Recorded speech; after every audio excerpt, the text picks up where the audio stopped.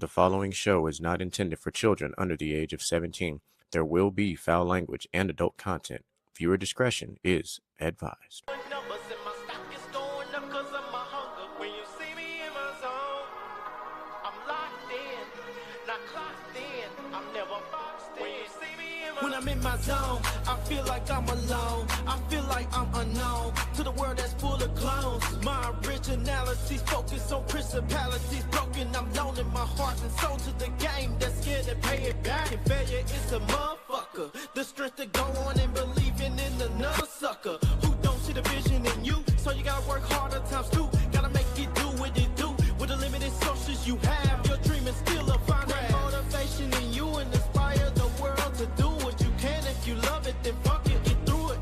Yeah. Mumble mentality activated. I waited for so long. Get burdens out, I'll wait. When you see me in my All right. There we go. All right. How's everybody doing this evening? I'm A1. I'm A1. Can't lie. Yeah, same. I'm Talking here. I know Outlaw's here, but his audio is still doing funny things. So excuse us on our little late start today. We're trying to get some audio stuff lined out. At some point it'll manifest and work itself out, but it's okay. In the meantime, well, I hear some noise. Hopefully my mic is working now.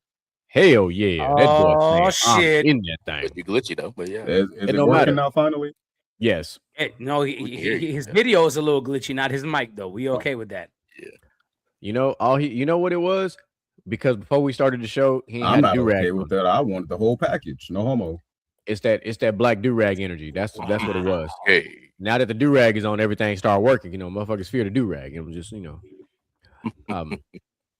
But ladies and gentlemen, welcome to your favorite Wednesday pastime. This is, some people call it hump day. We just call it Gentlemen's Talk Wednesday around this thing. But as per motherfucking usual, I am your host. I am the one that they call Mr. GQ. And it's very simple. If intellect offends you, seek a better education. I am your boy DJ Micah B, and you see the headline, his story. We'll touch on that later. what's going on? It's Mr. Gent, and put your motherfucking name on it. There's some serious levels of pettiness going on tonight. I like this already. That means this is a solid start to the show. At some point, Outlaw will come in and tell us what he got going on, but he's getting himself together. We're gonna be all right, okay? By the way, before we move on, Outlaw is the main character. 100% the main character. Tonight's a special show. We got a lot going on today. We have a massive docket today. We have a lot of things to jump into.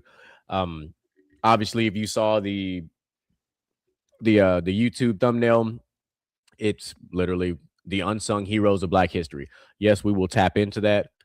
We will tell you guys about pretty much how we came up with this concept. It was very simple. We were talking about things and we were like, we got to do at least one Black History show for Black History Month. And, we were like, let's talk about those who don't get their flowers, who deserve their flowers. And we're going to give some of those individuals their flowers tonight based on accomplishments of some things that you may not have known. And that's the beautiful thing about why we get to do a show like this, is we get to bring you knowledge on things that you might not have thought about on February 25th, 2026. But guess what? You're going to learn today. All right. On top of that, we have ourselves a loaded show when it comes to the breakingness of all news. Is we have got a upcoming boxing match that will be happening in September, and it is going to be Mayweather versus Pacquao 2. So we're going to talk about that today. We're going to have a conversation asking a very simple question. Are millennials the worst dressed generation? Obviously, we know the answer to that, but we're going to talk about it anyway. We're going to talk about the comeback of the OG music artists, T.I., Juvenile, Bow Wow, B2K, Trick Daddy, Ludacris. Why that's relevant, you'll find out. And outside of that, today, officially, May 8th, 2026 is the release date of Mortal Kombat 2. That was just dropped a few hours ago. So if you didn't know, now you know. Vast majority of the characters have been revealed to this point. Obviously, they're going to leave a couple of them for reasons why we should watch it. But if you've seen most of the trailers to this point, you have seen Shao Kahn, Shang Tsung, you've seen Noob Saibot, you've seen Kung Lao, you've seen Liu Kang, you've seen Jade, Kano, Johnny Cage, Cole is coming back, of course, Katana. They've hinted at Melina. We haven't really seen her yet. Kano has kind of made small little appearances. Jax is obviously in this film, and Raiden. Those are your confirmed characters as of now. Oh, and Shao Kahn, I apologize. So that's what we look like so far. That means once we watch the movie, because I'm gonna go watch it. I mean, you know, the trailer that I watched today gave me more. It did look a lot better. I'll tell you what it looked. I'll tell you what it definitely looked better than motherfucking Street Fighter. Because Street Fighter trailer still looked like shit. Look goofy. Like it looked too goofy. At least this one looked like how it looked when we watched the old Mortal Kombat films as kids. Like I felt that some of that nostalgia, not all of it, because I don't think they'll ever be able to capture one of the greatest overall entrances to a movie of all time, and that is when the Mortal Kombat song just dropped. Everybody and their mom after that film was trying to go fight somebody for no reason at all, knowing they probably gonna get their ass whooped. But we all thought we was gonna go out here and try to give somebody with a fatality one time for the one time. And that's the thing. Like of all of your major fighting games, like Mortal Kombat is like the definition of come catch this fade. Like on the sticks. Yeah, like you finna catch this fade. Like that's Mortal Kombat in a nutshell. Like you finna catch this fade, whether you like it or not. You try to run, I'm gonna hit you. Come here, you're gonna catch this fade. Like so you're not skipping this fade at all. That's the crazy thing about Mortal Kombat. At the age of 7, you really picked a side. Either you were Scorpion or side. I was straight up Sub-Zero for the people that don't know what the other side is. I was straight up Sub-Zero. Scorpion. I was Team Scorpion. I'm not even gonna hold you. Scorpion. Like I was Team Scorpion. Because as a kid we didn't have a choice. We only had like the very first Mortal Kombat game. We had like 9 characters. No, 10 characters.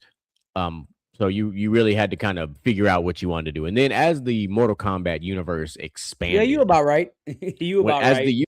As the world and universe expanded, you start getting into the other guys, the other characters, very similar to what we're talking about today, the unsung heroes of Mortal Kombat. Which that's diabolical.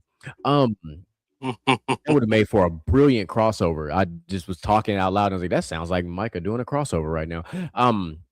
But I will say, Scorpion is not my all-time Mortal Kombat character. Like if I am in a tournament, he shouldn't be. If I am in a tournament and I need to run the fade with somebody, it's gonna be Ermac or it's gonna be Nightwolf. 100%. Like those are two of my favorite characters. Ermac's very difficult to use, so the fact that he is my favorite character, like, let you know what kind of work I put in. And my close third is literally Kenshi. Like Kenshi is my close third because Kenshi is a fool. Kenshi is definitely a fool. Kenshi is a fool. That's cool. I'm just say user. I'm that's unfortunate. I'm gonna just tell you the real, and y'all can agree to or disagree. But I have my favorites too. Obviously, most people are gonna say Liu Kang, Scorpion, and Sub-Zero. Mr. GQ did not, and I will not, and I will do the same. I will not pick any of those. I will kick anybody's ass on this panel right now with Sector. You try me if you want to. I'll kick your ass with Sector. I'm going to go through the ground and uppercut you. I'm going to throw rockets at you from my chest. I'm going to do all that. I'm going to kick your ass with Sector. Okay. Sound good. It don't say no. You sit there and say it sound good. I've been playing Mortal Kombat since before you was born on Sega Genesis, and I played Mortal Kombat 1, 2, 3. It doesn't matter how long 4, you play. 5, and I can still kick your ass to this day. It doesn't matter how long you play. I just feel like you're going to pick a lame character anyway. So go ahead and tell us who your lame character is. Well, and it better not be Scorpion. No, I'm not. I don't play with Scorpion that much. No, I'm just gonna say it like, if you've been around Mr. GQ long enough, and Micah has, we used to have these tournaments at my house, so I know what the business is. Yeah, I never was able to enter a tournament at your house with Mortal Kombat. So, yeah. Only one I answered was Madden, and I lost. And I will take my L gracefully because I do not play that shit. So the good times, the good times, the good times. So let's get into this Floyd Mayweather Manny Pacquiao thing that nobody expected. Like, of course, when we initially brought it up, we absolutely thought it was clickbait, thought it was fake, thought it wasn't real. Like, I had already read a story previously that he was coming out of retirement. We knew about the Mike Tyson fight that's around the corner, and then I saw him on a podcast, and he was talking about, he's coming out of retirement, and he's got like 3 fights that he wants to, get done with. And like, because a lot of people don't realize, but the Mike Tyson and Floyd Mayweather fight is an official fight. Like, it's going on the fight record. And now that we're gonna get Mayweather and Pacquiao to basically 2 old heads getting in the ring together, because let's call it what it really is. It's 2 old heads getting in the ring. However, I've always said this, and I'll stand by this. When it comes to boxing, the smaller fighters have a much higher ceiling on their perishable skill than your heavyweights do. They just do. So it's not out of the realm of impossible that this fight is actually entertaining because of their respective skill sets. They're not knockout artists. That's not what they're known for. Now, Pacquiao is known for, he done hit a couple of people, and he also has one of the most devastating I got knocked out fights we've ever seen. We've seen when Pacquiao got hit with that tombstone one time for the one time, and my man was out of there. I watched that fight live. Shout out Marquez. I thought that man was dead. DED dead. Like, man, I thought it was Apollo Creed. Yeah. Like, so September 19th is going to be Manny Pacquiao, Floyd Mayweather. That fight will take place in the Sphere of Las Vegas. So that'll be fun. So I didn't know this. So Pacquiao came out of retirement last July, and then he lost to, he drew a draw with Barrios. He's going to compete in an exhibition April 18th against Ruslan, a name I'm not even going to try to say, Probadikov, I guess. I don't know. I can't pronounce his name, so I apologize for butchering it, but I don't do well with Russian names because y'all's pronunciation is very different than what we see. But anyway. A lot of spitting. Yeah, you come from like pause. Yeah, you coming from a place that don't exist in my repertoire. But let's just get to the meat and potatoes of that part though. What are your initial thoughts on this future this round 2 old head fight? I'm gonna let Mr. Gent go first. It's exciting actually, like to see, people that I watched growing up, come back into the ring. Manny Pacquiao was one of my favorite fighters for the longest, honestly. Then Floyd, into the picture, and then he's, money. So it's gonna be an entertaining fight. I know it's the second time they fought, but I feel like this is different. Like this is the same fight but different at the same time. So I'm excited to see it. Honestly. I don't have too much to say about it. Honestly. Okay, so initially I thought this was going to be a fake fight too. I thought it was fake news. Before I go on to Manny Pacquiao and Mayweather 2, Manny Pacquiao and Mike Tyson absolutely doesn't need to happen. I agree. If Mayweather's going to fight an older fighter, I know one older fighter that will fight him that's already retired, and I think he'll come out of retirement just to fight Mayweather, and that is who a lot of people consider the best fighter of the 90s and early 2000s, and that is Roy Jones Jr. They're around the same age. They're around the same shape. Why not go fight Roy Jones Jr.? Why fight a 60-plus-year-old Mike Tyson? Because Roy Jones still got enough knockout power to hurt Mayweather. Of course he does. And Mayweather still got enough shape to have a decent fight against a lot of people. So I'll buy that.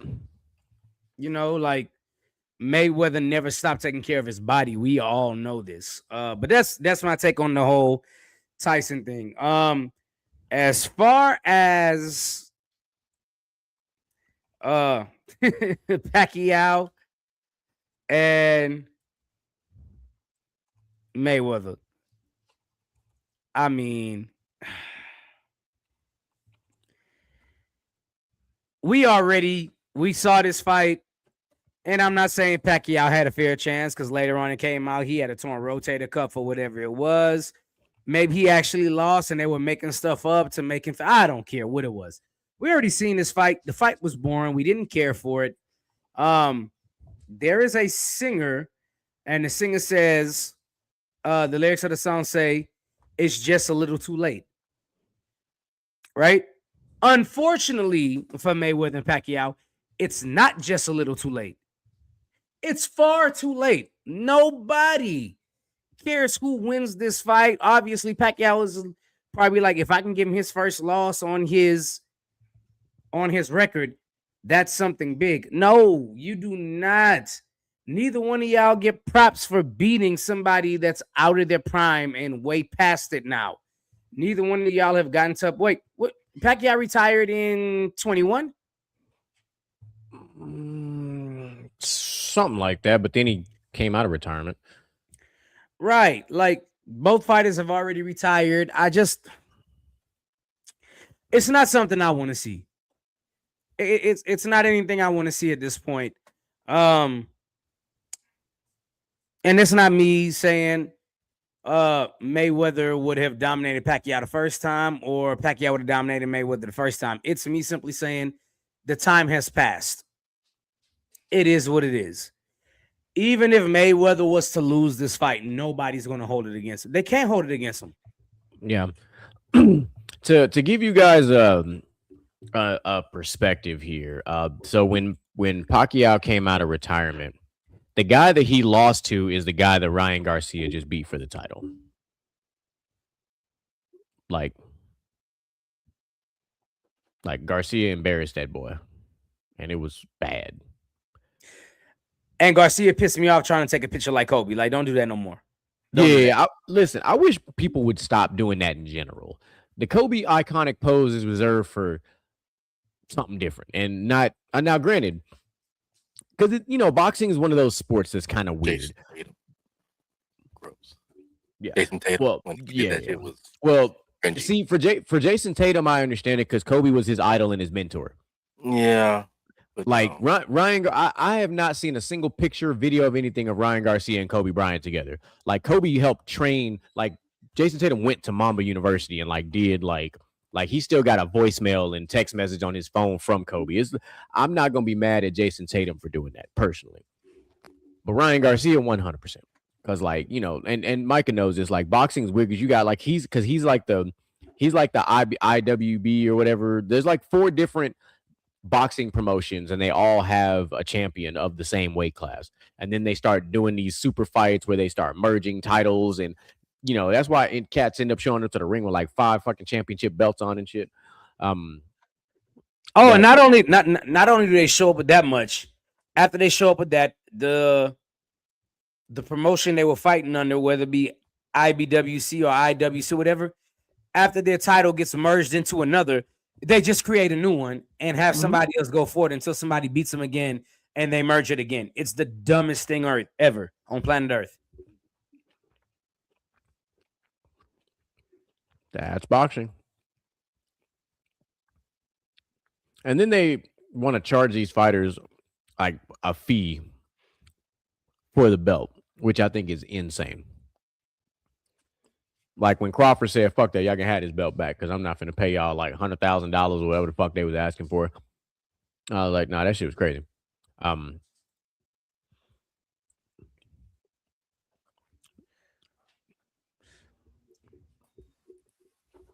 Is the main character back? Man, I'm all back from what? That implies I was gone. Well, you were gone taking care of main character things, trying to get your audio together. Yeah. The audio's back. The nigga back. Let's back on track. You heard him. Welcome back. What's that? Yes, who's Happy back? Wednesday. Like the tagline, but back again. Like my tagline says, be the main character. We might get into that more later. We might not. Whatever. At the end of the day, just make sure that your life is your life. That part. Outlaws back. Back again. Yes, he's What- back. So what have I missed? So we actually just wrapped up the first conversation. We're about to tear into the second one, but just to keep you up to speed real quick, we was talking about the fact that Floyd Mayweather and Manny Pacquiao are officially fighting again in September. So from one beef to another beef, we're gonna talk about right now the current hottest, most popular beef going on in America right now, and that is 50 Cent and T.I.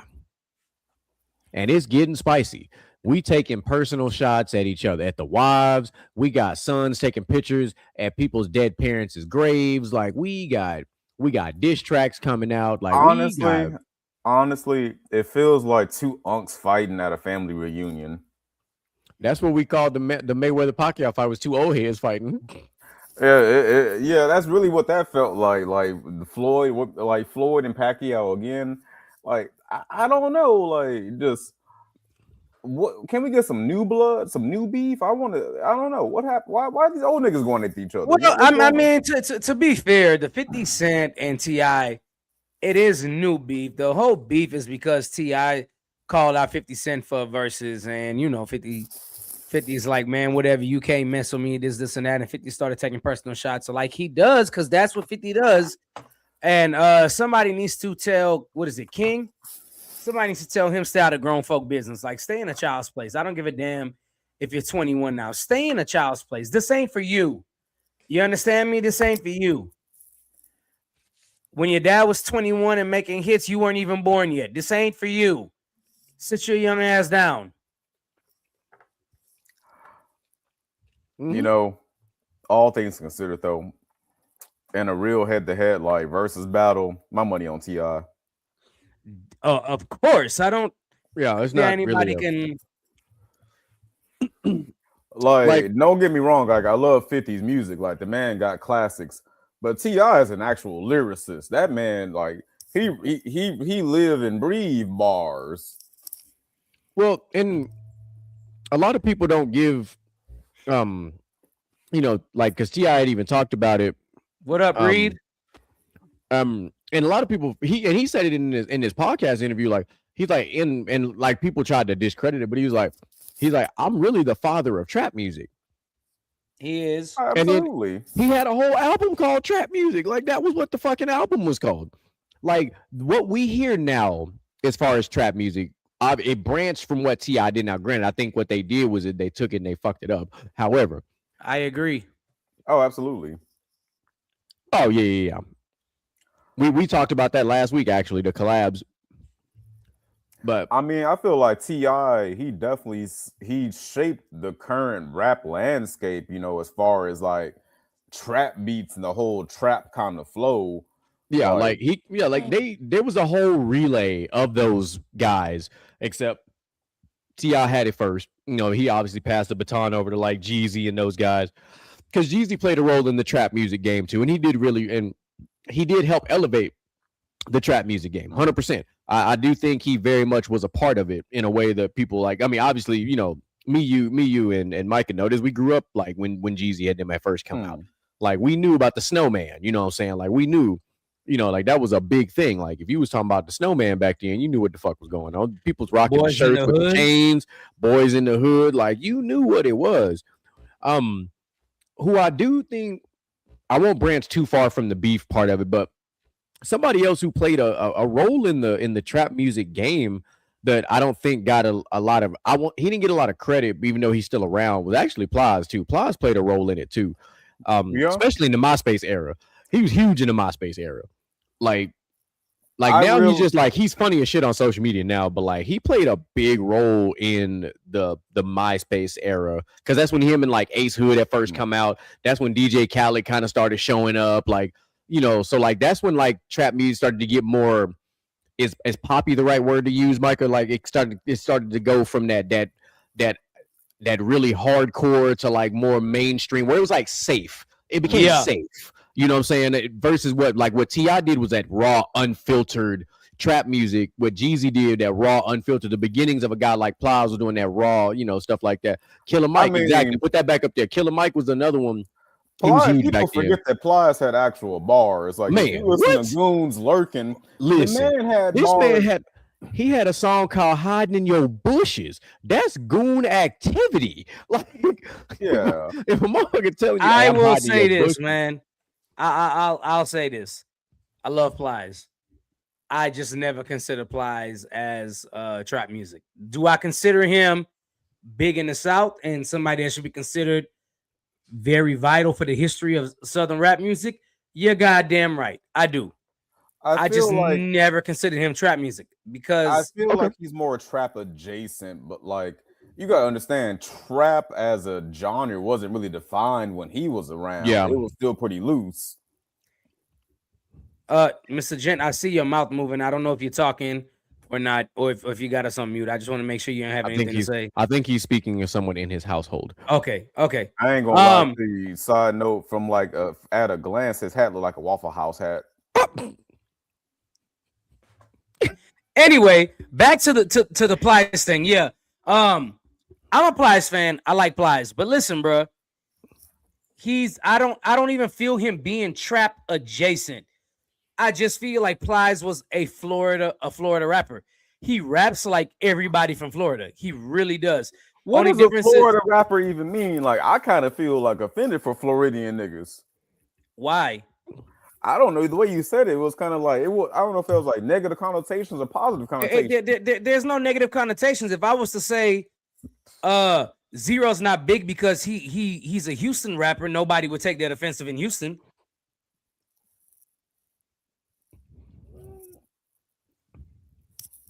Okay, yeah, like right. So Trick Daddy and then Plies was more like the second coming of how Trick Daddy was.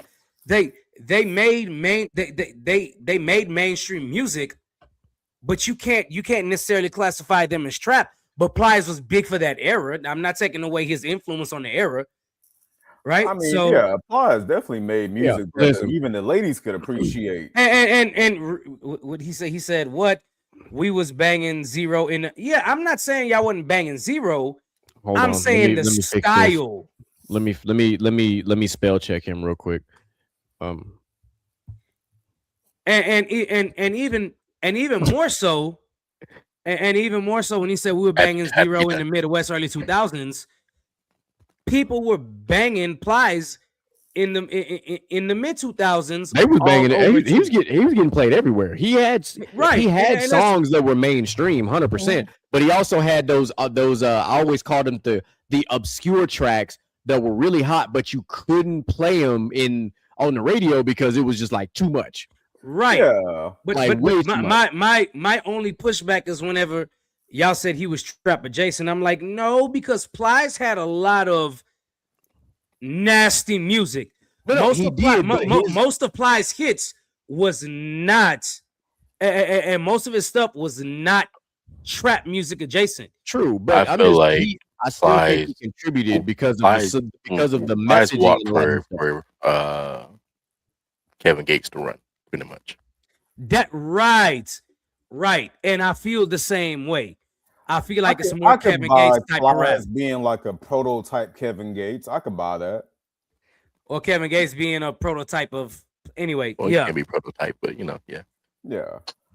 I mean, not to discredit, Kevin Gates, like he by himself, he's a phenomenal, artist. Oh, absolutely. Like, listen, there will be no Kevin Gates slander on this show. No, there's nothing but respect for Kevin Gates on this show, especially which shout out to Kevin Gates with the new coffee thing he got going on. That's actually dope as shit. Because if you haven't seen his interview on Club Shay Shay yet, man, you missing out. That was a really good. And if you're a father, you need to watch that because he put you on game on some stuff about just talking about like about messing with his kids, just things that he said. Very strong interview altogether. Kevin Gates is a cool human. He's a cool human. That's how I feel about him. Other than that, his music is fucking garbage to me. I'm not gonna lie to you. I've never liked it. I've never been a fan of it. I never liked his style. And somebody's gonna sit here and say he's a hater. No, I mean, hey, look, if he's doing what he if he's rapping the way he's rapping and he's making money, by all means, keep doing what you do, my brother. I'm happy for you. I'm just not a fan of your music. And I can respect that. I go ahead, my brother. Oh no, Nah, I'm he's fixing my trying camera. to control his camera. Yeah, No, I'm doing like that. I feel like this is a safe space for people to have different opinions. Like I don't think of you as being a hater if you don't like Kevin Gates. Me personally, I like him a lot. You ain't got to like him. That's cool. Valid question. Do we consider Lil Flip as kind of trap music back in the day? No. No, I don't think so. No, I feel like Lil Flip was just like kind of the epitome of like Houston rap at the time. But you know what though? What we can say about Lil Flip, because the same way. So let's go. We're gonna go back just a hair when we talked about Zero and how people didn't really know about Zero outside of like the South. And yes, I know he talked about the Midwest, but Lil Flip was kind of one of our faces to represent Texas on a mainstream scale, to where like, hey, he brought eyes to. And I'm not saying that the other us in Texas that live here knew about all these artists, okay, but Lil Flip, Paul Wall, Chameleonaire, those guys brought those are the mainstream guys. Brought, even Ghetto Boys to a little bit. Like Ghetto Boys were out there, but they weren't like what Lil Flip was out there doing features of R&B females, and it was like Scarface though, bro. I know. Scarface. I know. I'm not disputing that. I'm just saying. No, but to my brother's point, like we would know a Scarface, we would know UGK, we would know, goddamn Big Hawk, and his brother. We would know them cats. Michael 5,000 watts. Like we know those people. We would know those. Somebody in Wisconsin might actually know who Lil Flip is. Like that is an actual possibility. Well, the reason why I push back on Ghetto Boys with Scarface is because Scarface is known nationally in the US, bro. Like big, I didn't even realize how big Scarface was. That's why I just kind of was like, nah, Ghetto Boys, Scarface. He's like the exception to everybody else you named, because even in New York they fuck with Scarface. Even in Detroit, they fuck with everybody. Like they know who Scarface is. They do. So I kind of, but everybody else, y'all said yes. You know what? Here's a kind of, it might be a deep cut. What about Devin the Dude? Because he's technically a Houston rapper. He is technically a Houston. That's valid. But like, I don't know if cats outside of Houston knew Devin the Dude. I know who Devin the Dude is. Well, we knew him. I knew him because of our dad. Our dad was big on he was big on Devin the Dude. Yeah. Right. See, Reed, and that's what I'm saying. And see, I'm glad he said, because see, I discovered him because of MySpace. That's how I discovered Tech Nine. And I'm a big Tech Nine guy. Like I fucks with Tech Nine heavy. But it's true. It's very true, because now he's getting more and more notoriety now than he did in the underground in the 2000s, because the way music was pushed out. Once streaming kind of became a thing and people discovered, started hearing about him, because people like Busta Rhymes and Eminem putting Tech Nine on, they were like, hold on, who is this guy? And then they started going back and being like, hold on, this dude can spit. And then that helped open the door for guys like Hopsin. And people were like, oh shit, who's this Hopsin guy? Like Hopsin fire. You know what I'm saying? Like, so, yeah. No, we like I said, we absolutely. I got a weird question. That's fire. And I guess the only person that can really tell us differently might be Moo or the chat. But like being, a teenager in the early 2000s, mid 2000s, like I listened to like a lot of Southern rap. 3 6 Mafia was putting out a lot of mainstream hits. We had T.I. and a lot of other Southern rappers getting big, and of course Houston rap. But like, was people rocking with that outside of the South? Because I can tell you all about the Southern rap game at the time, but was that mainstream rap to everybody else? Really, it was if you listen to music like that. Yeah, you'd be surprised if you were into music. You'd be surprised 100%. That a lot of like Southern. Okay, so here's what I'll say: Southern mainstream music was everywhere. Southern underground music was not. So like in your early 2000s, probably up until like 2006, like if you weren't from Houston or Louisiana, you didn't know who Mike Jones was. You didn't know who Paul Wall was. You should know. You should have known who UGK was. So you so- say people didn't know who Mike Jones was, but Mike Jones is the first album. It got out there. You know Like, well, what? right, I'm- but I am referring to when he was playing in Houston on the radio, but he didn't have an album. That was mixtape Mike Jones. Okay, so see, you didn't So- specify, so I was just like, but that's what he you know what I'm saying. He's like referring to like the things we were listening to in the South and in Houston. Is that what they were listening? That's why our preference was saying like A-ball MJG. the early 2000s, like the mid 2000s, Houston rap really took on. oh yeah, But the early 2000s, like I think right around when Jay-Z and UGK did Big Pimpin' is when Texas really got put on the map. And but not only we Texas, know who but the UGK was long before that. right. like and then been like that. and then you talk about somebody like Outkast, right? And then after Outkast go out there, the South got something to say. Then you have Ludacris. Then you have Nelly. That's when the South really started getting put on. And then you had that for Texas, rapping. that Texas collab. You know, you had grills. You know, so you had St. Louis and Houston together because Grills was hot at that point in time. That blew boy up. said Lil But then Troy. You had Lil Yes, Troy. sir. Then you had the Atlanta and Houston because you had Mike Jones and you had the Yin Yang Twins collab on some stuff. So yeah, no, Houston definitely finally hit its stride in the mid 2000s after Still Tipping and then Slim Thug. Yeah, the day hell broke loose was a big, because that's also because of the music videos, because that video is still one of the hardest music videos that was in that era.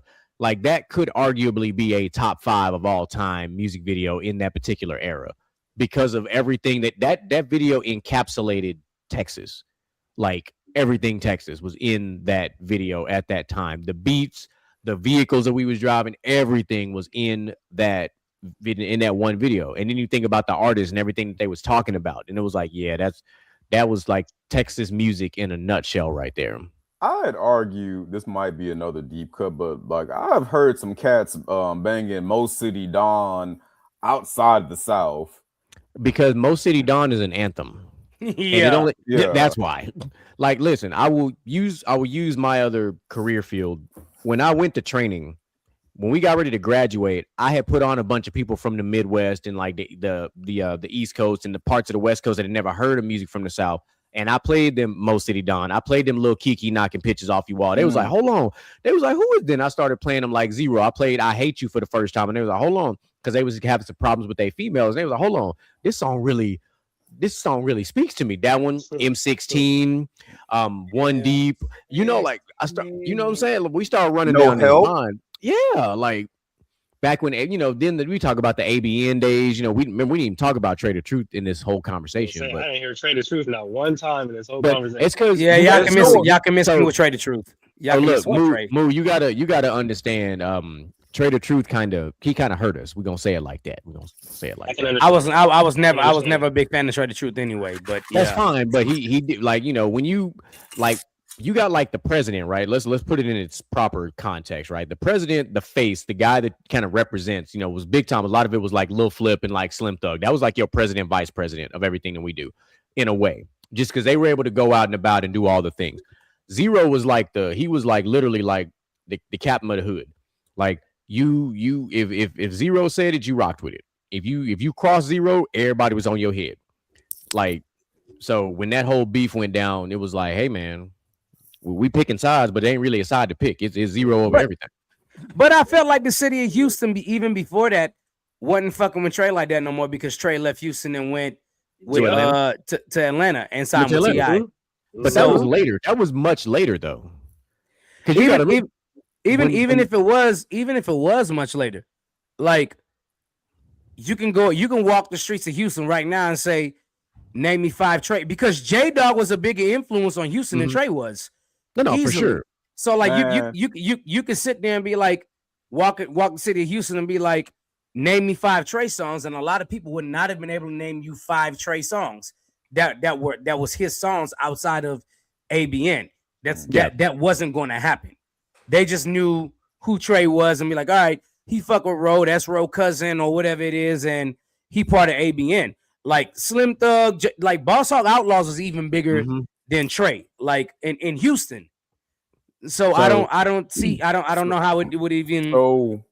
So DJ Screw and Michael 5,000 Watts are like founding fathers. Like if you want us to kind of give you the level of their influence and all, like they are founding fathers of a specific style of music that we grew up on, and there are things in the South that would never have been the same without those two. Because anytime a song, excuse me, obviously, you know, DJ Screw passed away a lot sooner than Michael 5,000 Watts did, but like every time a new mainstream song came out and we heard it here in Texas, we was waiting for somebody to drop the chopped and screw version. That's how influential DJ Screw and Michael 5,000 Watts was. Like when we heard, no matter what the song was, R&B song, rap song, whatever, we was like, when the chopped and screw version coming out? Because that's what we went to the store to get, was the chopped and screw version of whatever song it was. You would take a 3-minute and 45-second song and that bitch would get chopped and screwed into be an 11-minute song. And I'm listening to the whole thing. I'll even take it a step further, man. Like, I don't know how much y'all are like into, like, I guess like synth wave and lo-fi music and shit like that, but vaporwave, cloud rap, all that shit is like descended from fucking chopped and screwed music. And that shit is like really big with like Gen Z now. Like they love that fucking like that SoundCloud kind of rap game. Yeah, that all came from chopped and screwed. Yeah, Swisher House is a big deal. Jay Prince, obviously, you know, that's another one. You know, these are all people who like were a part of our childhood. We'll just kind of really say, because that's these are also the thing about like the artists that we had here in Texas versus like some of these cats in other states and areas. Like we could walk the streets of Houston and run into them like it was normal. And they will fuck with you. They'll see you. They'll take a picture with you. They'll dap you up. Like they never felt like they were bigger than the city. I feel like every Houstonian got a rapper story. Somebody, you don't met at least one rapper if you don't been here your whole life. You don't ran into somebody. Outlaw, we were on the set for a Little Kiki music video. We was in the same hood when he shot the video. We were there. Yeah, I think to Outlaw's point, with everybody has a rapper story. This is true. And he said, "Did y'all run into Beyonce?" Absolutely not, bro. No. You don't be rapping like that. We don't like that. Listen. No. I be forgetting Beyonce from Houston because she don't act like it. Here's the thing about Houston. All right, for those of you on here that don't understand, and this is the best way I can put anything, and I think everybody here will in Nebraska will agree. Of course, he did. I told you. Of course. So. Correct me if I'm wrong, Houston people on this podcast. Houston is one of the only cities in America where you can go platinum out the trunk of your car because we ride so hard with artists from our city. Yeah. Not only that, I've been on record saying for the past 10 years, Houston has the most individualistic style when it comes to music. I don't even think any other city has a style that stands out the way like if you hear something, you know that's Houston. I feel like every rapper that we just talked about, you just know they're a Houstonian or they out the South. You just know, like it's a very distinct sound, and mostly because they all fucked with each other. They all probably had the same producers. No, man. Yeah, like well, think about it, Mikey. You know, there's one of the most popular like NCAA football inside the locker room moments was a player from Houston rapping a Houston style to get them hyped up pregame in Oklahoma. He was playing for the Oklahoma Sooners, and you knew it because he started saying words like "I done came down." You knew right off the bat. He was like, "Yeah, that's a legendary moment." That boy was going off. That's a signature like Houston thing when you hear that. Like you hear "I done came down" or "I done came through." Like those are very specific to Houston. I mean, the June 27 freestyle. Yeah, come on. June by itself. Like the Chop and Screw version, by the way, is like 40 minutes long. Houston has its own holiday. 713 Day, July 13th. 713 Day is a real thing. I got one for y'all. And I don't even think Fat Al is from Houston, but he made the "I Done Came Down" song that we all know. I done came down. He not even from Houston. That should tell you enough right there. Because if you and then kind of going off of what Michael was talking about the artist, and I know we talked about a beef, but now we're talking about music because it's going to tie into our next topic. But just think about, because we talked about all these Houston rappers, and there's some very key ones that we didn't name. That like Charlie Boy, like.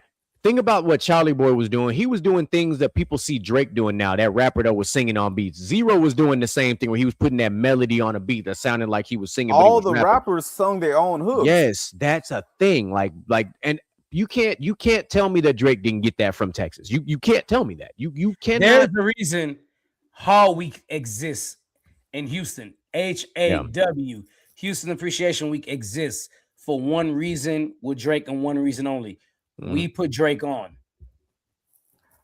Yeah, and then he left us to go hang out with the Atlanta rappers, but whatever, nigga.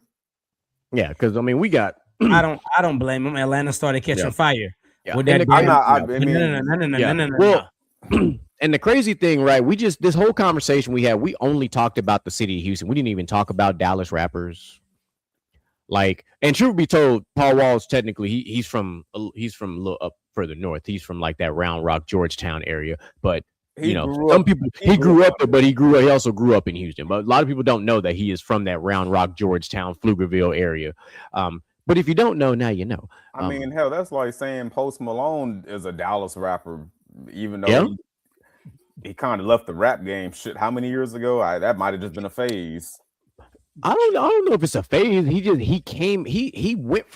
was country first, and then he kind of got into his hip hop rap, and he went back to his roots. That's really all he did. So you're not really wrong, because I've read about Post Malone's story. He wanted to be in a rock band, and then he just kind of fell into rap. Did that. He was actually a decent rapper, and then he actually kind of just a decent all around artist. He's not my favorite, but like I don't hate it when he come on the radio. I really don't. Why your face look like that? He a decent what? He called him a decent rapper. That's what he said.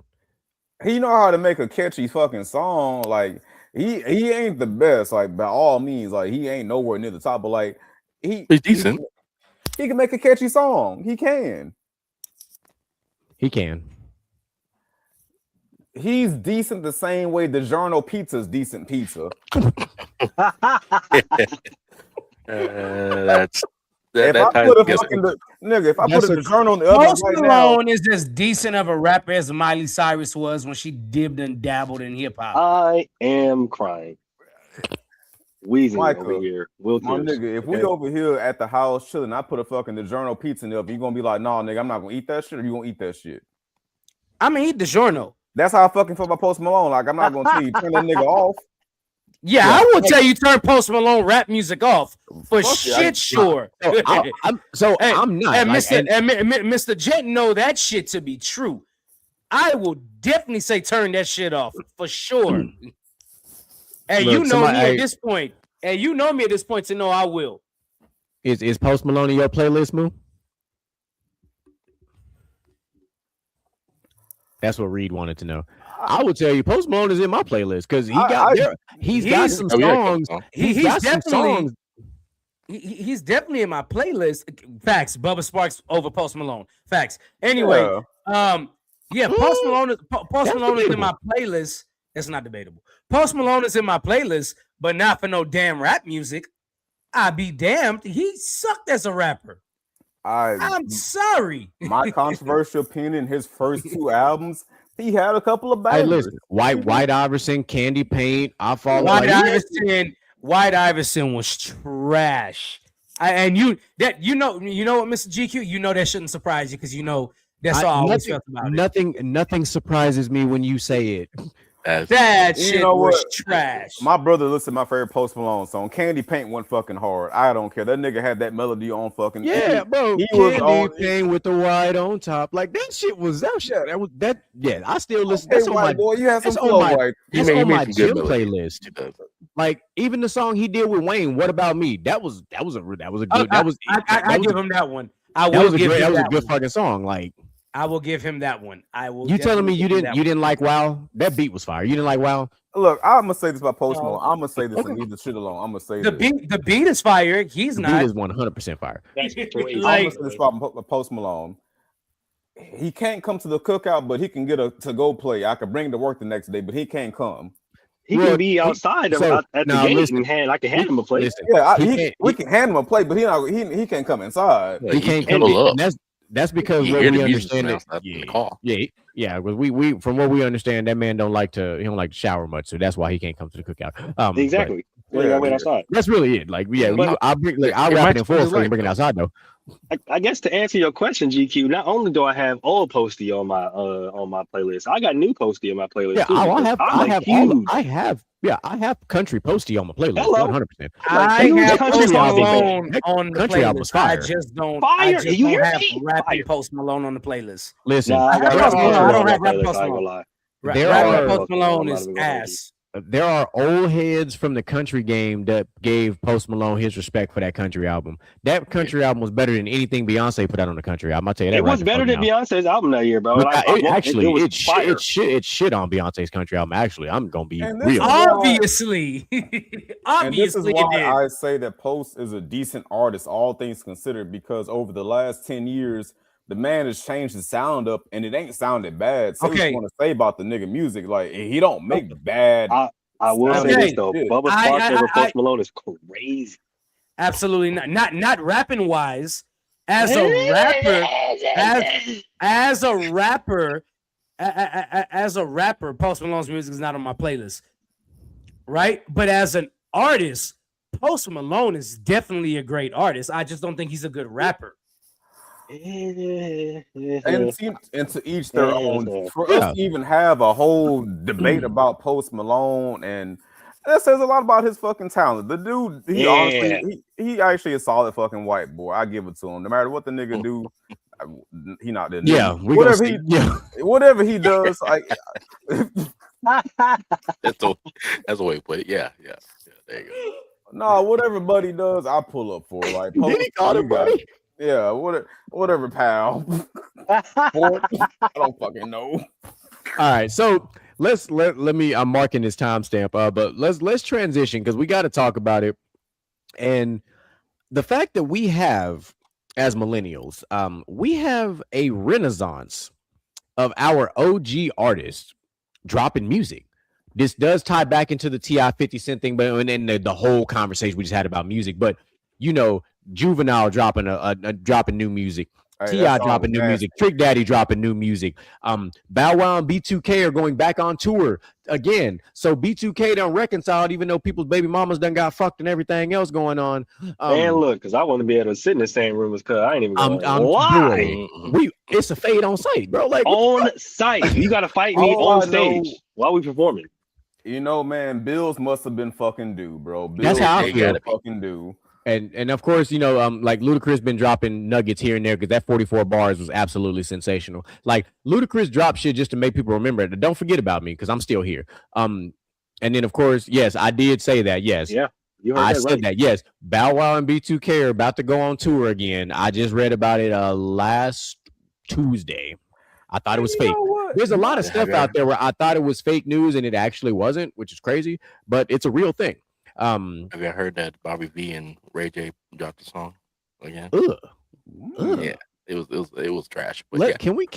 I wish you would have never said that. My I was IQ gonna dropped 3 say, points when you why? said that because listen, Brandy brother. listen. Let me. Did you I'm up. hear it and think that we had to suffer through it too? I was gonna say, why Yeah, did they do that? Why So would you, let me- why would you share that with us? So Michael, you're gonna appreciate Look it this, up. but listen. Ray J catfished all of us. Okay, let me say, let me tell you why. Because we all know the song "One Wish." We're familiar with this, right? The song itself is not a bad song. Oh no, he ate. He definitely. He did. We cooked don't it know up, if for we sure. don't know if he wrote it. We don't know if his sister wrote it. We don't know if they did it together. We don't. Micah may know. However, and this goes into him and Bobby V both. When they sang that shit live, oh sorry, and Omarion, Ooh-wee. that Ooh-wee. shit sounded like nails on a motherfucking chalkboard back in the 80s. Ooh-wee.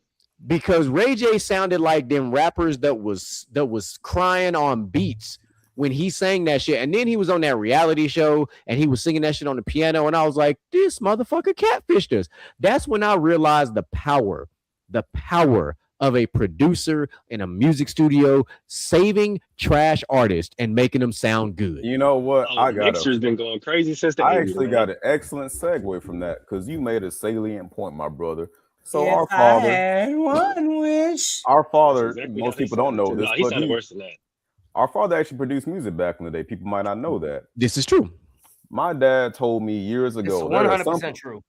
He said there are some people that can genuinely sing, and he said there are some people who can only sing in the studio. I can make you sound like you can sing in the studio, but you get out there on stage, I can't fucking save you. That's fucking studio. That's Oh, fucking on Ray tour. J and that's fucking J-Lo, because J-Lo can't fucking sing either. A note. J-Lo should have stuck to dancing, but that's neither here nor there. She should have stuck to fucking acting because her like, acting ain't and bad. see, and what's crazy, Should've right? stuck to being Jenny on the block. She would have made more money that way. And so here's the thing, me and Micah, we're big components of the R&B game. For the longest time, and I truly believe this, and I really thought that Bobby V had a decent voice when he came out. And then I heard that man live on a Versus, and I was like, wait, what the fuck just happened here? Same with Omarion. Mind you, Omarion had bangers until you hear him live, and you like, what the fuck did I just hear? Ass. Because they were dancers that were made to be that were trying to they tried to turn them into singers. So, and it's because he tried to be too much like his cousin, because Marcus Houston can actually sing. Marcus Houston came from the church, and you could tell by the way he sing. He came from the church, not the church, y'all. The church. That's where he came from, because you don't get a voice like that just from a singing coach. Your ass you grew up in the church house. That's how you can tell Marcus Houston can sing. Omarion must have went to the same church and thought he could sing and tried real hard, and it just no. But he was the backup dancer at that church. But see, we also knew about Marcus Houston because of IMX, because we all grew up singing First Time. All right, that was like a childhood song for a lot of young boys to sing. We Watch Me Do My Thing. That was my shit right there. That was a good one too. That was another good one. Let's see here. Young Buck and Lloyd Banks was trash without 50 Cent and Big Time Studios and videos. Wait a second, because Lloyd Banks was never I'm about to say, trash. hold on. Lloyd Banks is definitely not trash. Never. I will say this. Lloyd Banks is one of the best lyricists that I've heard in my life. Thank you. Like Lloyd Banks he's one of the best lyricists. So go for it. But as an artist and making songs, trash. I completely concur. Absolutely trash. But as far as rapping goes, as far as rapping Banks goes, he's is one of the up best there. pure rappers you will see. That he prefaced it and said Lloyd Banks freestyle was elite. Right. Okay. Yeah, we on the same page. Because Lloyd Banks got his flowers when Busta Rhymes put him on the Touch It Mega remix. Yeah. And he had that blue chinchilla coat on. He absolutely, him and Papoose, they killed that shit. Like, so chinchilla. Yeah, that shit was absolutely fire. Now, here's the thing. He's not wrong, because Young Buck has some great solo tracks, and then beats was fire. Like, if you had a sound system and you played some Young Buck, that shit was beating. Especially Shawty Wanna Ride. Like, Shawty you was playing that dude, like, yeah, like that. I'm sorry, bro. It's so funny. It's so funny to hear who y'all think were actually good back then. Now that we're older, and it's funny to me to hear who y'all think was actually good. And the whole time I was always like, yo, he's not good. And people used to be like, man, you just hating. And I got older now and I'm going back and listen. I'm like, yo, I was absolutely right with saying this nigga wasn't good because he was only good for the time. And that's how I feel about Young Buck. Young Buck is only good for the time. His music is not timeless. Everything it is horrible. Notice everything I said was nostalgic related. I talked about a couple of bangers that he had. I didn't say shit about him in 2026. No, I'm just saying. Because I'm saying from my own personal experience, like when I used to be like, yo, this dude sucks, and people be like, man, you don't know good music, and I'm just like, all right. And then as time went on, you don't hear those songs no more, and I'm like, damn, I did hit the nail on the head back then. Maybe I was a DJ back then without knowing. That's actually true, because Young Buck, man, trash. Yeah. But I mean, listen, G Unit was great for the time. That was true. No, that is Like G Unit was fire for the time. I'm not even This is gonna why hold you. 50 Like Cent would. This Yeah, is why like- 50 Cent with Lucy T.I. Good for the time. I mean, that's not wrong. Yeah. Because when 50 first came out, them women was straight up glazing that man because that man was upside down with his abs all hanging out. So Yeah. like that for real. That man was running on a treadmill. People was like, "Oh my god, look at this man! The man who can't barely open up his mouth and talk. Oh my god!" Like they were losing their fucking mind. They were. My mama was true. one of them, and I was like, "Mama, please stop because you're making me uncomfortable." Like This is true. I mean, I'm gonna give 50 his flowers though. Hearing Window Shopper on the fucking 8 Mile soundtrack, I was like, who is this guy? Okay, Like, so that's the 50, thing. 50 did have hits though. We're not I was gonna about to we say, not gonna like, sit there and fucking lie about it. He sure, had he hits. did. He had 50 had hits. bangers. 50 like bro, many men is a legendary track. Many Wish men. death upon 20 me. no. 21 Questions is the all-time yeah. 50 classic, bro. Oh Oh, yeah. I'm about it. Girl. Because if you could, because most of us probably tried to literally ask a female 21 questions and see what the fuck would happen. We 100% tried that shit. I know I did, like a motherfucker. I am not gonna pretend like I Seem did. to love me now. Like, but listen, I was also, Love you me know, if I was was down. I was a big fan of PIMP. I was a big Bro, fan I'm of a big fan of PIMP. bro. I still say that shit. Listen, bro, Magic Stick, like with him and Lil Kim, I was like, he had Yeah. banger, bro. Even Hey, Candy Shop, that was a banger. Wanksta. Hey, Magic Wanksta. Stick. Wanksta. And Well, you here's know, the he- crazy part about Well, he made 50. Wanksta to make fun of Ja Rule too, which we He knew. didn't have a whole bunch True. of albums. If you look at 50's discography, it wasn't a whole lot of albums he made. No, It but was just a like- lot of bangers. He's had a lot of Stunt. bangers. What was it? Stunt 101. I teach you Stunt 101. Hated- he hated to I love get it, man. money. Hey, I get hey, boy Uh, was really doing this baby, shit. Like, baby by me. hey, hey, Laughing to the 50 bank. got some hits. Yeah, yeah, he did. hey, yeah, straight, yeah, move straight. I'm That's going straight to the bank. with it. What's the- Straight to the bank with it. What's the one he got with Mobb Deep? That shit was a banger too. Oh, yeah, is that What Up Gangster? What up, gangster? What Yup. Up Gangster? Yeah, that, Yup. You know what? Would 50 it, had bangers. Like, would it like, be I said what I controversial? said. Like, it would be an entertaining versus. I'm not saying he will win. It would still be entertaining. He'll get washed. I'm sorry. That's I fine. got a controversial question, guys. Would y'all say that 50 might have been the first pop rapper in a sense? Nope, it was Ja Rule. No, that was it? It was definitely the first pop rapper. Because like a lot of the I hits would- that we I would- naming are like mainstream radio So, hits. the reason why I would push back on Ja Rule is because I would say LL first. Okay, Because LL was doing That's kind of music where I like was going with that. LL was doing music like that before Ja Rule. So that's why I can I can deal with that. I can deal with if you say LL, I can deal with it. But I was just going with the time frame that he was naming. well, yeah, but That's LL kinda where I was was going he with was it. he was in that he was a part of that time frame. Like, I don't. I like, mean, he he was dropped making music Yes. during that time frame. but He's I not know. really part True, of that time but- frame. Oh, that's and that's that's- a good. Oh yeah, that's a good point right there. Yeah, He might be the That's better a one. good He- point right there. because he Oh, also MC did it without Hammer, too. cussing. He might did MC Hammer too. MC Hammer might have been the Godfather. Let's do it like that. MC Hammer was probably the Godfather. Will Smith was probably the prodigy child. hmm LL was like the guy that was always here. Yeah, and then Ja Rule was like the next, like he was the young buck. He was the next one up. Like he took. 'Cause he did most of his rap songs were kind of popish. Most of Ja Rule's rap music was popish. And it I was will say collabed with a this. female. I think Ja Rule. I feel like how I'm gonna say this is probably gonna come off wrong, but the best Fuck way it. I can describe it is I feel like Ja Rule is the first pop rapper that came from gangster rap, because he was already doing gangster rap and people knew who he was, but what made him a superstar was finally saying, I'm leaving that shit in the past. Because Ja Rule's first big song was Holla Holla. You know, holla, Yeah. holla, and it Just was ready to considered- get dollars. it was gangster rap back then. But when he came out with the Put It On Ya and then a Jennifer Lopez collab, that's what blasted him into Yeah. like crazy superstardom. I mean, Ja Rule was the king of doing songs with J-Lo and Like Ashanti. that was an Ashanti. Like that was like the most rerun thing over and over and over again.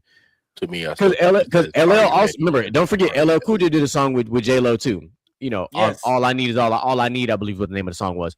But you know, one was a much better artist than the other. But I'm gonna leave that alone.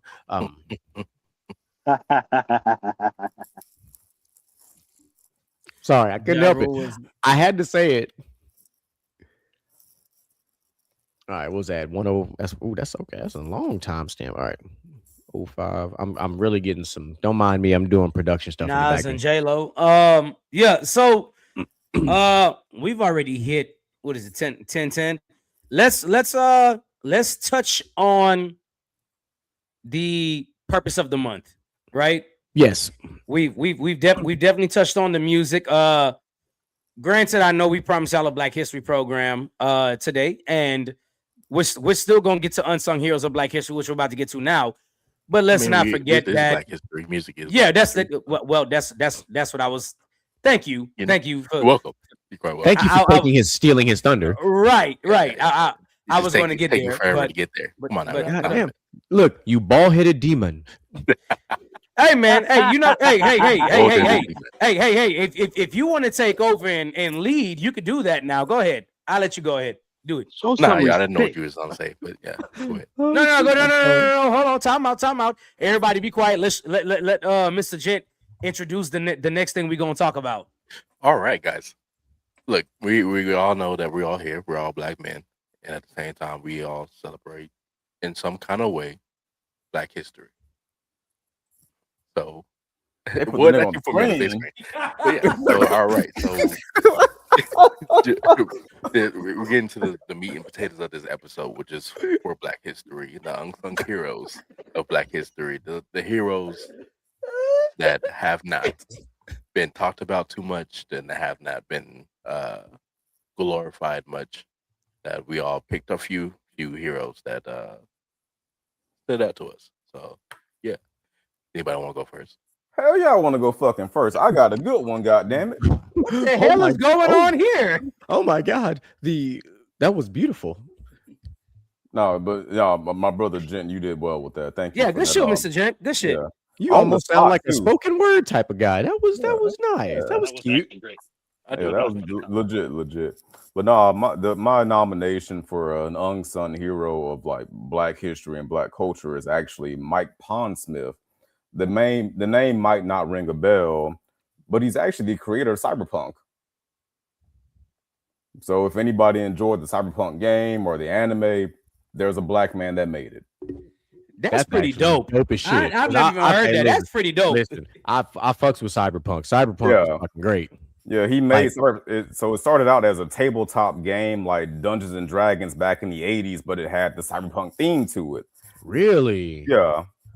It seemed like see, now I didn't even now I didn't even know that. I just learned something new. I didn't even know that part. Yeah. That's actually dope as shit. So Cyberpunk as a series has been out for like the last 40 years. The story and all the characters is something that he designed back in the 80s, but then they made a game about it. Game got pretty popular, made a badass anime, and now Cyberpunk is pretty mainstream now. So kudos to Mike Pondsmith, man. Because Cyberpunk 2077 was absolutely gas. Like I'm still playing through both versions, even the version that pulled fucking Keanu Reeves out. That shit was fucking dope. Yeah.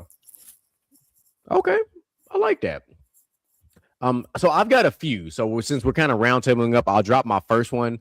And I think some of you guys will appreciate this. Actually, I think out of everybody, Moo will appreciate this the most, being the one of the resident football guys on this show. But I want to talk about Fritz Pollard.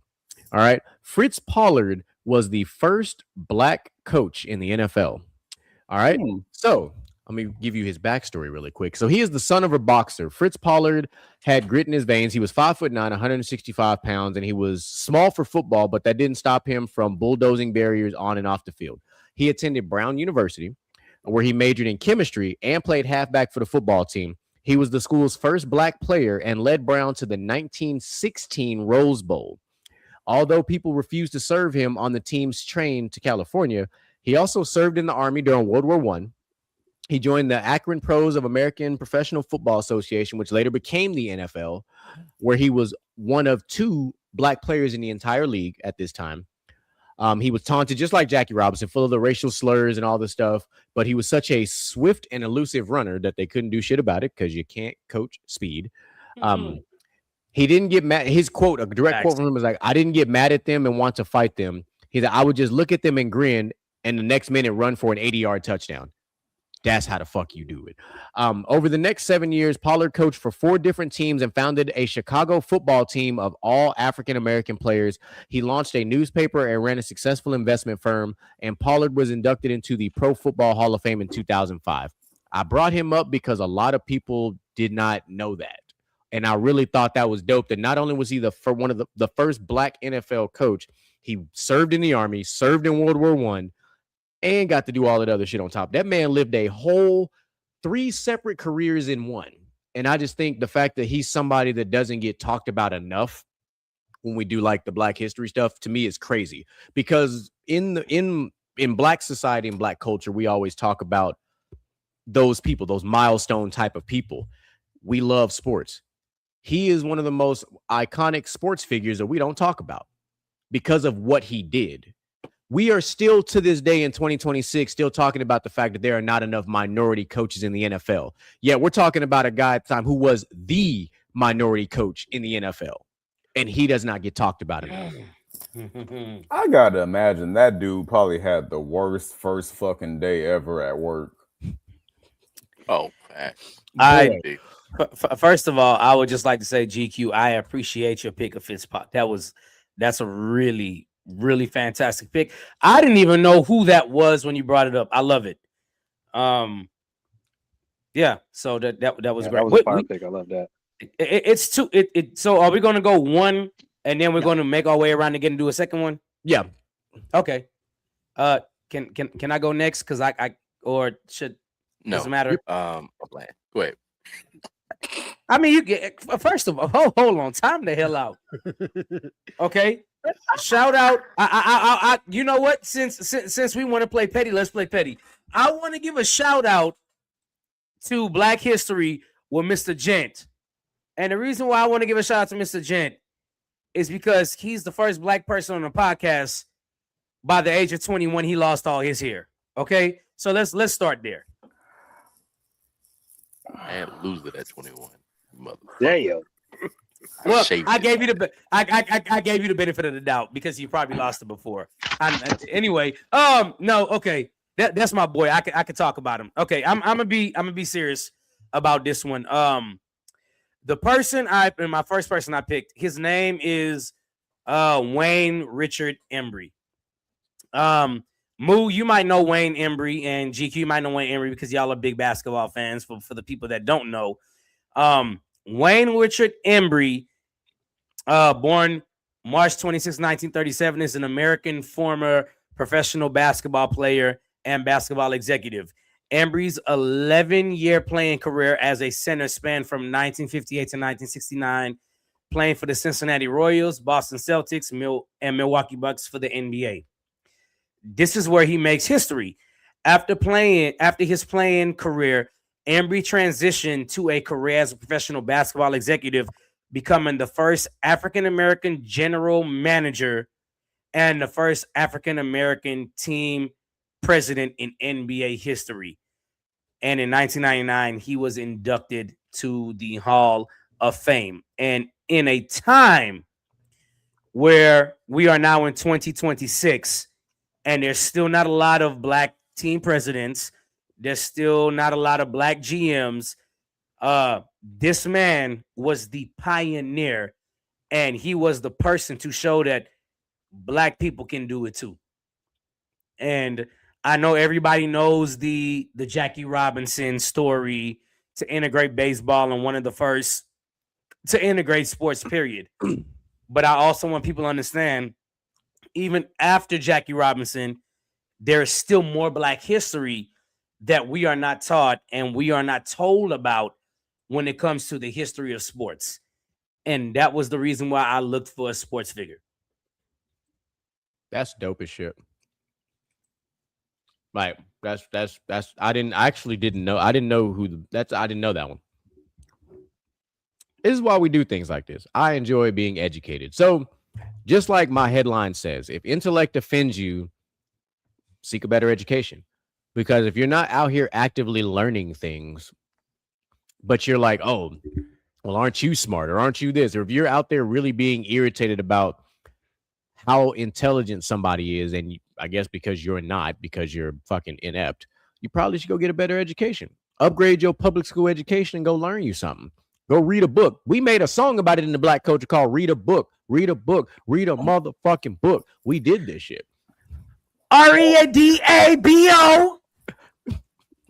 All I could think about is from the Boondocks I'm just when playing. Tom was possessed by what's his name, Stink Me in a Spirit. So Uncle Ruckus came to do an exorcism, and he put a book in front of him. He was like, "Read, nigga, read." And I'm back, nigga. I'm sorry, I had to throw the Boondocks in there. I know we're being serious, No, but the Boondocks, Boondocks- is Black history. The Boondocks Oh, in Boondocks 30, is one of 40 the best years is parts going of to Black be history. an iconic part of Black history. I don't care what nobody say. All right, who's up next? I'll go next. Okay. My person is Garrett Morgan. In 1916, they were working on digging underneath Lake Erie, and they end up hitting a pocket of carbon monoxide like gas, and there was an explosion, and everybody that kind of go down there and save people end up being died or close to death. So Garrett made an invention 2 years beforehand, and it was a hood that had tubes kind of going towards the ground. So when he went down there, he was able to save majority of those people coming down there. And when he came back out, he was a hero. But at the same time, he couldn't sell his invention to anybody. No one wanted to sell it. It was news everywhere about the explosion, but they didn't want to show his face because he was black. So once he learned that he couldn't sell his stuff, he ended up hiring a white face of his products, and then everybody started buying the stuff, and he ended up sitting backside for that and being as the assistant to these conventions and everything like that. So his name wasn't out there, but he's also the man that made the 3-position stop light or stop sign. So he saw a wreck and he's like, "Oh, they need to have a warning." So he is the inventor to why there's a yellow light. So Oh, the one that everybody drives faster. why there is accidents, really. I'm not going, bro. That's actually a dope ass story that I've never heard. So I I had Garrett Morgan queued up as like an honorable mention. So I'm actually really glad that somebody brought him because he was he's still to this day someone a lot of people don't know, but they 'cause, should. they know him for the signal, but they don't really know him Mhm. for the actual gas mask to where Yeah, that people are used to this day. the military still uses fucking gas masks. Yeah. Like chemical plants use respirator style masks. Like Exactly. That's all like because people of him. gotta like these are important things that day-to-day Americans use that people don't realize were created by a particular group of people that gets villainized in this country. So yeah, we said it. What's up, Outlaw? No, I had one. I was gonna go for one more. Yeah, come on. I got one. Since this is Black History Month and we're going, over, I guess, lesser known Black culture icons, in my opinion. A good one is Phil Lamar. If you've watched any fucking cartoon from the 90s or 2000s, you've heard this man's voice. He's fucking Static. He's Hermes Conrad from Futurama. He's Oh, yeah, Jon yeah, Stewart, the Green Lantern. Like, he was Wilt on Foster's Home for Imaginary Friends. He's Samurai Jack. Like, look up Phil Lamar's whole voice, I guess, filmography, and like the man has voiced so many characters. He was even Aquaman for a minute, like the dude has played a lot of different characters, and I feel like that's just phenomenal that, he was a part of our childhood from the very beginning. Him and Cree Summers, she's another famous Black voice actress. She was number 5 on Kids Next Door. If you heard her voice.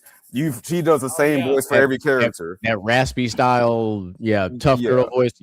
Yeah, that's another famous Black voice actress. Like I said, Susie Carmichael, that's her. Yeah, buddy. Susie Carmichael. Yeah. But yeah, Phil's actually coming to Houston in July. He's I doing would actually DreamCon. love to meet that cat. That is would somebody like- I would like to sit down and like talk to. Yeah, that's what it like anime convention or something. Yeah, DreamCon. Oh, DreamCon. Okay. You've been talking about it for like the last 2 years. Tell us to do it. We're gonna do it this year. Like I told you to do it. you said it last year, but like tell us to do it, damn it. We'll pull up live on location, maybe do a little skit or something. I don't know. Yeah, it's worth. Look, I got microphones for that. Yeah.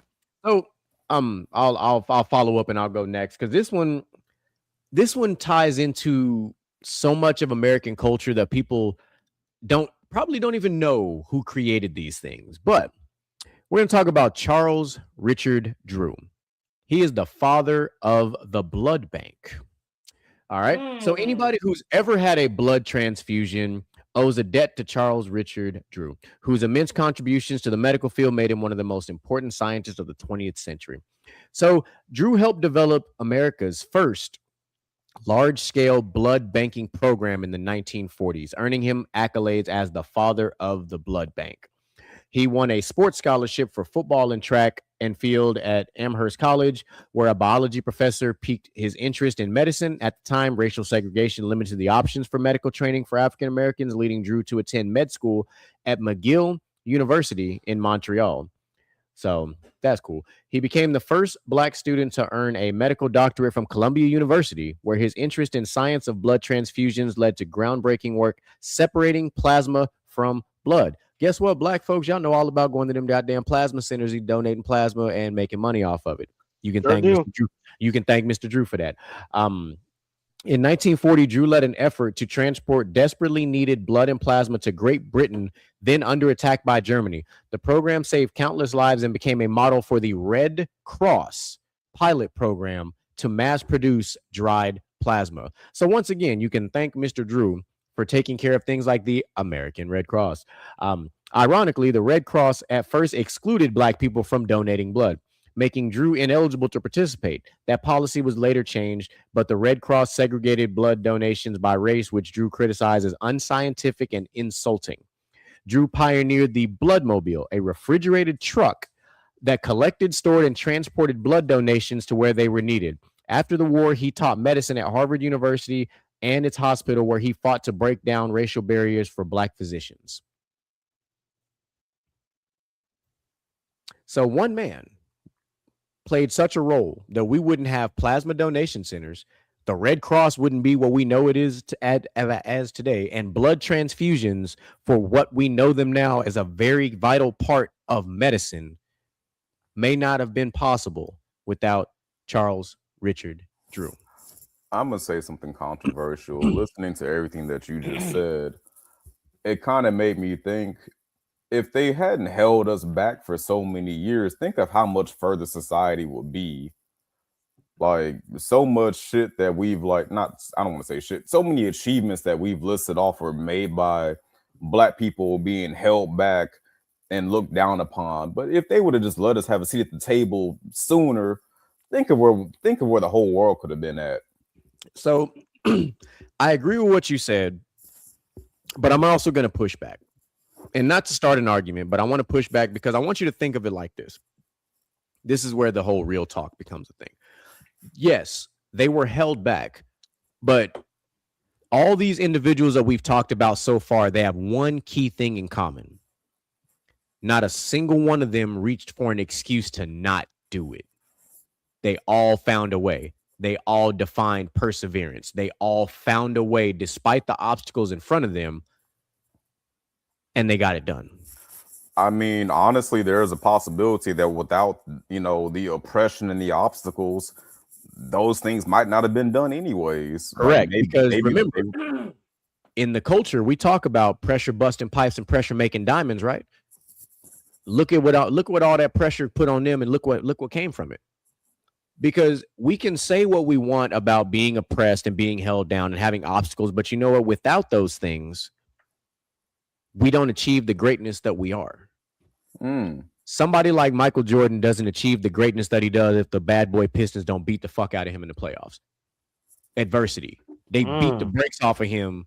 Like, they physically hit and beat him to where he said, I bet I'm going to get in the offseason, I'm going to put my weight up. Just think about that. Think about Martin Luther King. He got arrested multiple times for speaking out, but he still did it. Malcolm X on the extreme side of the game spoke out anyway. He's like, I don't give a fuck what you got to say about me. I'm still gonna speak. Muhammad Ali, one of our greatest boxers of all time, is a draft dodger. However you want to view it, he dodged the draft to go to war, went to jail, vacated the world title, got out of jail, and got the title back. That is perseverance, because you got a guy at the top of his athletic game who said, I'm not finna go fight the Viet Cong for a country that don't even support me. So I'm gonna go ahead and go sit in jail. Viet Cong ever call me the N-word. I'm gonna go ahead and sit in jail, vacate the world title, but I'm gonna get out and I'm gonna go get my belt back and I'm gonna get back to the mountaintop because I can. You know, I honestly, everything you said resonates with me, and I honestly have always felt like being black is like playing life on hard mode.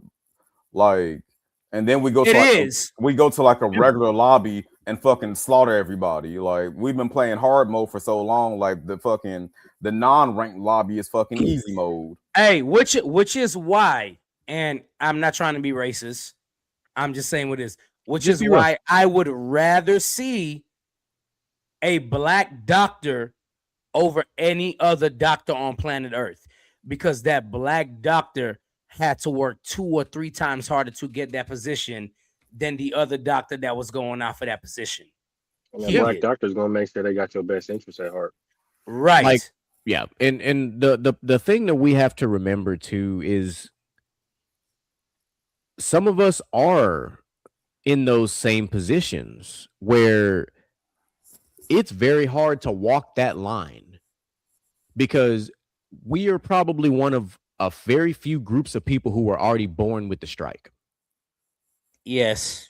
And then some of us picked up our second strike because we did things that other people wouldn't do, like becoming police officers, like joining the armed forces, because people view that as like, oh, why would you do that? Oh, why would you go serve and fight for the white man? Why would you do all these things? Like, those are legitimate things. And I'm speaking from an experience perspective, because these are things that my own family told me, not my immediate family, but my the aunties and stuff, the other folk, the aunties, the uncles, the cousins, when I joined the armed forces. And I was like, what do you mean? Like, at the end of the day, however you feel about where we live, we have to make the best of the situation, because the grass is never going to be greener on the other side. No matter what other country we see on TV, on TikTok, on social media, it's like, oh, I bet if we go live there, life will be great. No, the fuck it won't. It looks good. Everything looks good on social media until the reality sets in of wherever you are. So is where we live the best place on the planet? Fuck no. But no. There are places so much worse that those who've never left this country don't even understand. Facts. And like, we see things like poverty, homeless people. Listen, let me peel back the curtain for you. And I can tell you that in 2012, my life changed, because I went to my first third world country and I saw true poverty, where I saw kids that were like me and outlaws, kids digging in trash, looking for their next meal, looking for clothes, looking for food, where I saw trash, because they don't have trash service on Mondays and Wednesdays like some of us do. Like, trash is on the sidewalk piled up to your shins. That's the type of stuff that I used to see daily. And that right there changed my thought process about where we live versus where other people live, where people complain more about the Wi-Fi going out than the actual relevant problem. Hey, and just to back your claim, right? I'm one of the people that heard all the stories. This is 100% facts. This is not fabricated or made up. I just want to make sure and say that. Oh, it don't have to be. Any of my fellow veterans that ever set foot in the country of Afghanistan know exactly what the fuck I'm talking about, because we all seen it. There is an area called Trash Can Alley. And I'll give it, for the Texans on the panel, I'll give you guys the perfect example of what Trash Can Alley looked like. Imagine Garth Road covered in fucking trash.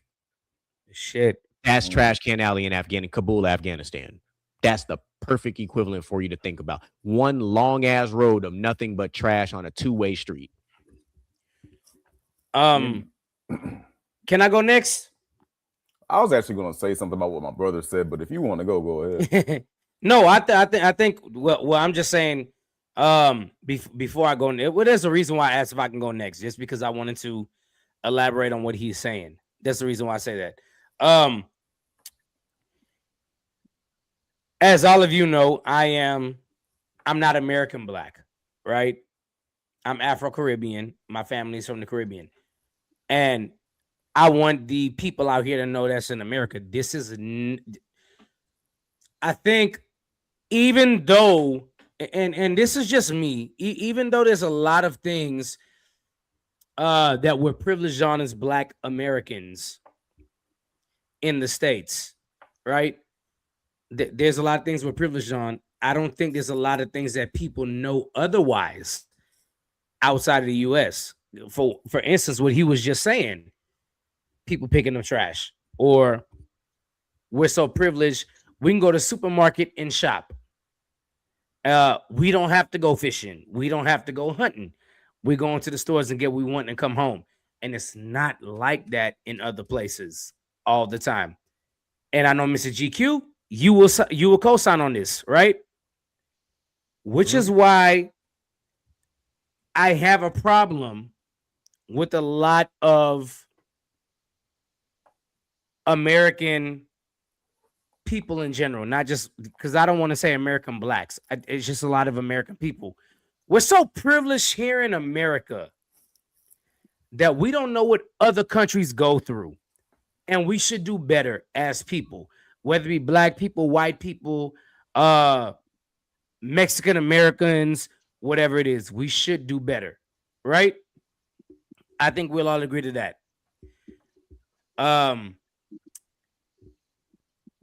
So on the flip side of stuff, I have a very important person I want to bring up. Kind of, right? And a lot of people don't look to this person as a very important person, but I do look to this person. And right after I'm done with this person, I got one more person to bring up. I know we said two, but I do have a third person. This third person this second person I want to bring up, his name is not etched in history as a prominent figure. And this guy's name is Alfred Daniel King. I don't know if any of you know who Alfred Daniel King is, but just to be transparent, he is the brother of civil rights leader Dr. Martin Luther King Jr., aka MLK, the guy with a holiday in January, right? So, Alfred Daniel King was born on July 30th, 1930 in Atlanta, Georgia. Obviously, y'all know he's born in Atlanta, Georgia, just like Martin Luther King.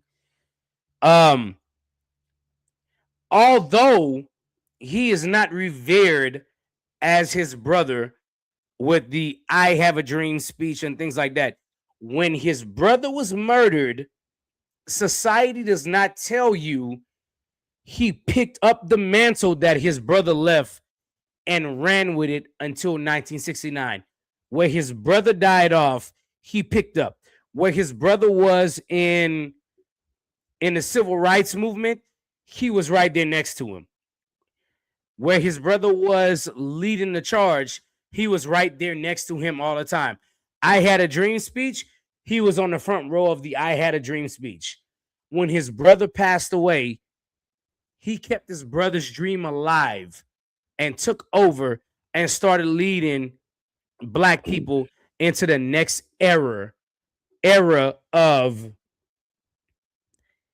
I got to take over my brother's mantle where he is. And he should really be commended for this because we do not learn about A.D. King in school. But A.D. King, up until he died in 1969, was the next civil rights leader because Malcolm X was already dead, correct? Mm-hmm. So the next person up was Alfred Daniel King after MLK died. And I feel like nobody talks about him enough. He took the mantle and he ran with it after Martin Luther King died in 1965, 66. Somewhere in that realm. Yeah. He picked the mantle up and ran with it for the next 3-4 years while MLK was already dead. And not only did he do it, he was heard, he was welcomed, he was voted to be the leader of the civil rights movement and the person to take the mantle of his brother. And I hate that he never gets the recognition he gets because of what he did and because of what his brother did before. But he also deserves to be recognized for the civil rights movement. And I don't know how many of you on here actually know who that is or have ever heard of him, but I didn't hear of him until yesterday. I'm just gonna give you a golf clap, sir. I'm gonna give you a golf clap. I don't want to mess up my microphone, but I'm gonna give you a golf clap. It was very powerful. It was very powerful. And that's why this particular show was important. And I didn't want to do it at the beginning. It made the most sense to do it at the end because obviously we know, unfortunately, and I'm gonna mean this when I say this, February being the shortest month, and they decided that this is gonna be the month that we're gonna honor history of a history that they're also trying to erase, whitewash, whatever phrasing you'd like to use. But that's what's happening. Let's just call it what it is. They're trying to make people forget. They're trying not to recognize the greatness of these individuals that we talk about because no one talks about it. No one gives these people credit that we're talking about today. When you hear people speak, they just say, they say the father of, the mother of, or the person that invented this. They don't say their name. They don't show their picture. They don't do any of that shit. And that should cause you to pause and ask why. It should. It really should. I know you said you had one more, Micah. I have one more as well. So does anybody else have a third? Because if not, I have my second. Okay, well, get your wait. Oh, Mr. Gent, I got one. Hold on. You're gonna like this. I think you're gonna like this. All right. I do have one more, and just to lighten the mood up a little bit, because this person is really integral to Black history. Outlaws over there with the most. I don't even know what kind of face that is, but he wants to know what else I gotta say. Perplexed. That's it. He has nigga, you just have a habit of dragging the shit out like for dramatic effect. So yes. So I'm gonna drag this one out for dramatic effect too.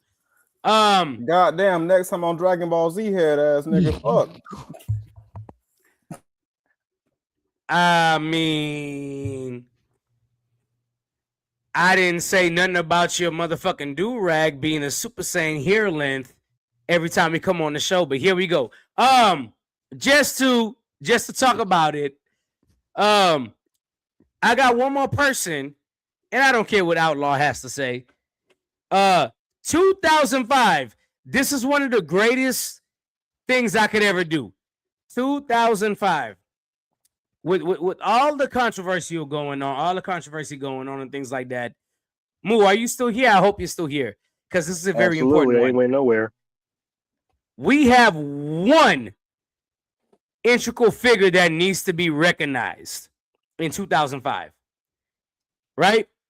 He dropped one of the most important lines of all time. The most important line of all time for this is obviously comical relief. It was, "Nigga, you gay." And that is Riley from the Boondocks. That was Riley from the Boondocks. Riley from the Boondocks. "Nigga, you gay." Yeah. You all know why. You all know why that line, my nigga. Y'all know. All of y'all know why this line is very important. You could have just said Regina King and we would have got you. Regina King, No. I want to make sure these niggas know where I stand. Hey, listen, y'all know why this line is important in modern day history.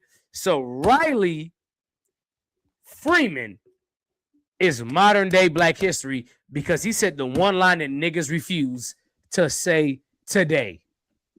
Was real gay, my nigga. Cut That's that out. real gay, my nigga. Hey. I'm sorry. Hey, that was funny to me because I said I'm gonna do this one today. That it was very funny to me. But that if for those of you that want to know, season 1, episode 16 of the Boondocks, go check that.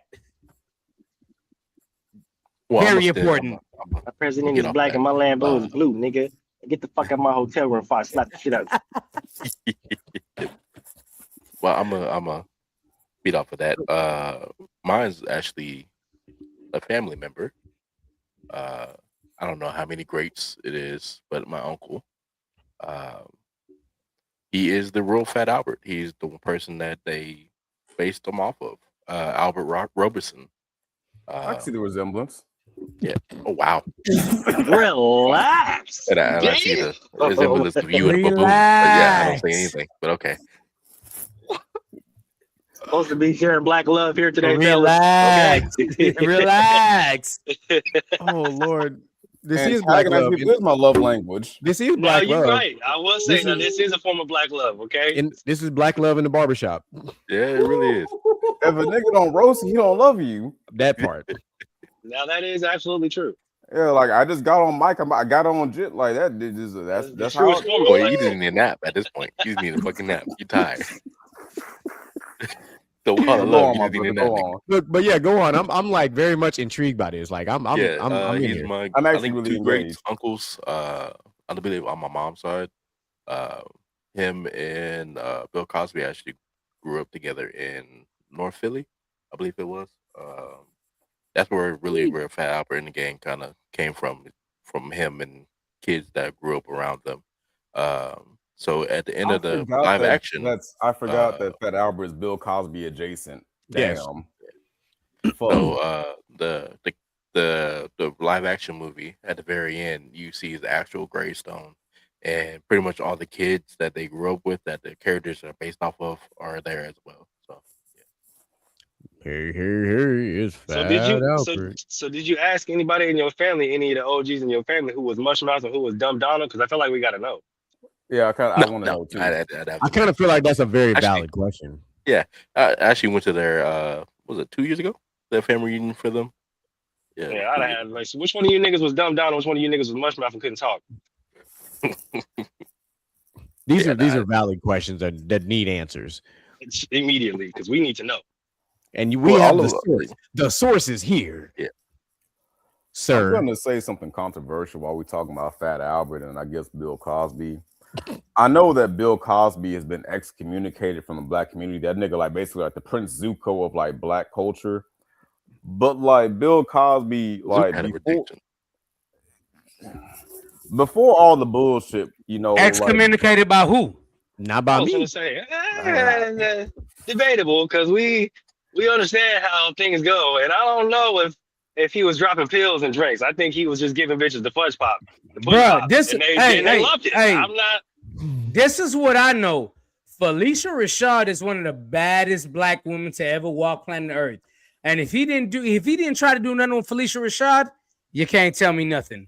What I'm saying is, don't be mad when you was going to the ice cream man and he was giving you the pudding pop, and you got caught getting the pudding pop, and now you regret getting the pudding pop. That's, Yeah, not, and that's not his fault. I'm not gonna dibble dabble in none of that shit. Dabble. I'm just gonna say that he achieved a whole lot to be a fucking black man in the 60s and 70s. I can respect that. So That man portrayed a doctor extremely well on TV. Like, we really thought Dr. Heathcliff Huxtable was a bad man. Like, and that's why I want to say, like, you got to understand, like, people who didn't grow up like watching the Cosby Show, like, they stereotype black people so fucking bad. But to see like a successful, regular, middle class family that just happened to be black, that meant so much to like a black kid, because we didn't have to be fucking gangbangers or living in Section 8. Like, it showed that there was a better way. And like family matters. The dad was a fucking cop. The mom, I forgot, what did the mom do? She was an elevator hostess. Mm-hmm. But yeah, like regardless, it showed that like black families can be just a regular family. You didn't have to have your dad left to get fucking milk and never came back, and your mom got another nigga. Like it just showed regular black families, and I've always appreciated that. You know, Yeah. I mean, think about it. Just think about what you just said. Four of our most iconic father figures. You had George Jefferson. Yeah. He taught us about what it is to be, when you get up there to be rich, right? You just talked about Bill Cosby, doc playing a doctor. You talked about Carl Winslow being a police officer, and we talked about Uncle Phil being a First judge. things first, rest in peace. Being Uncle a Phil. judge. Yeah. Think about For those. real. Think about those 4 career paths and put it in 2026. And none of those are common professions for black people still. Oh, you know what? you're not wrong. That's crazy. You're absolutely right. Like of all those fields, the one that may have the most are probably police officers. Yeah, Because you're right. if you look at let's put it in its proper context. All right. We know this from history. All right. The how many black Supreme Court justices do we currently have? Begrudgingly one. There you go. That's all. I don't think you want to be black. I know, but the point being, because that's like the pinnacle. That's like the top of the top. Yeah, that's a black with an asterisk, my brother. Correct, but the point. I'm just saying the point. So. That's funny. That's all. The point. But then we also talk about doctors, right? Obviously, one of our most prominent doctors is the same one who separated conjoined twins at the brain, which is still like a 1-of-1 situation, right? So they're out there, but at some point it will become common, because me and Micah had a show about this before. We hate when people say like the first black person to do this, like in the modern era. Obviously back in the day there was a reason, because they were breaking ground. But it is 2026. There should not be any more firsts. There really shouldn't be. It really shouldn't be. And like I feel like we need to teach black kids that you can do more than become a fucking rapper or go fucking play a sport. For the love of fucking God, there are regular great fucking jobs out here. No, you can't. You want to know why? Because we only glorify those things. We glorify professional athletes. We glorify rappers. We glorify hood life. We don't glorify working for the government. We don't glorify working in the chemical plants. We don't glorify being police officers, doctors. We don't glorify that shit. That's not the shit we see on social media. It's all the other shit that you just talked about.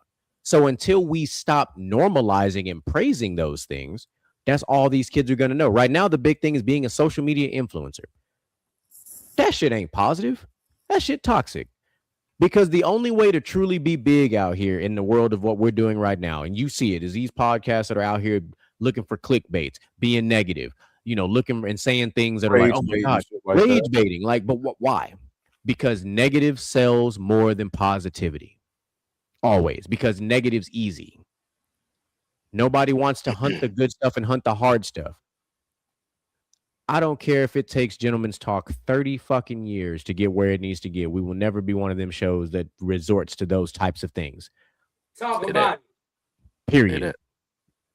We're going to be out here on some Captain America type shit. The moral compass is going to be intact around this motherfucker. Talk about it. Yes, sir. All day. And if you don't like it, don't watch. Don't give a fuck.